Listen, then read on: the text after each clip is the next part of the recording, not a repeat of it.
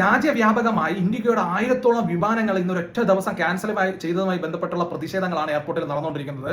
രാജ്യത്തിന് 64% വിമാന സർവീസ് നടത്തുന്നതാണ് ഇൻഡിഗോ എന്ന് പറയുന്ന കമ്പനി. ഇവർക്ക് ഒരു ദിവസം 2000-ൽ പരം സർവീസ് നടത്തുന്നുണ്ട്. അതിന്റെ പകുതി സർവീസ് ഇന്ന് അവർ സ്റ്റോപ്പ് ചെയ്ത് വെച്ചിട്ടുണ്ടായിരുന്നു. സ്വന്തം കല്യാണം കഴിഞ്ഞിട്ട് റിസപ്ഷനിൽ പങ്കെടുക്കാൻ പറ്റാത്ത 2 യുവാക്കൾ വീഡിയോ കോൾ വഴിയാണ് അവസാനം ആ വിവാഹത്തിൽ പങ്കെടുക്കേണ്ടി വന്നത്. പിന്നെ സ്വന്തം മകൾക്ക് പീരീഡ്സ് സമയത്ത് നാപ്കിൻ പോലും മാറ്റാൻ പറ്റാതെ വിമാനത്താവളത്തിൽ പെട്ടുപോയ അച്ഛന്റെ വീഡിയോ ഒക്കെ ഇന്ന് വൈറലായിരുന്നു. വൻ പ്രതിഷേധം എന്ന് വെച്ചാൽ അവിടുത്തെ സ്റ്റാഫുകളെയൊക്കെ തടഞ്ഞു വെച്ചിട്ടാണ് ഇവർ പ്രതിഷേധം നടത്തുന്നത്.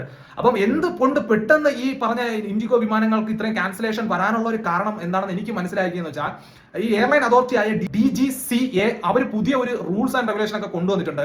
അതായത് ഈ പൈലറ്റുമാർക്ക് വീക്കിലി 36 മണിക്കൂറാണ് റെസ്റ്റ് കൊടുക്കുന്നത്. പക്ഷെ അത് 48 മണിക്കൂറിലേക്ക് മാറ്റിയതോടെ തന്നെ പെട്ടെന്നൊന്നും പൈലറ്റുമാരെ കിട്ടാത്തതും കൊണ്ടൊക്കെ ഇവരുടെ മൊത്തത്തിലുള്ള സിസ്റ്റം ഒക്കെ താറുമാറായി പോയെന്നാണ് ഇൻഡിഗോയിൽ നിന്നും അൺഒഫീഷ്യൽ ആയിട്ടൊക്കെ പുറത്ത് വരുന്നത്. ഒഫീഷ്യലി അവർ പറയുന്നത് ഡിസംബർ 15-ാം തീയതി വരെ ഈ പ്രശ്നങ്ങൾ നേരിടും. വിമാനങ്ങൾ ക്യാൻസൽ ആയി പോയാൽ നിങ്ങൾ ആരും എയർപോർട്ടിലേക്ക് വരണ്ട എന്നാണ് അതിന്റെ CEO ഒക്കെ വന്ന് പറഞ്ഞത്.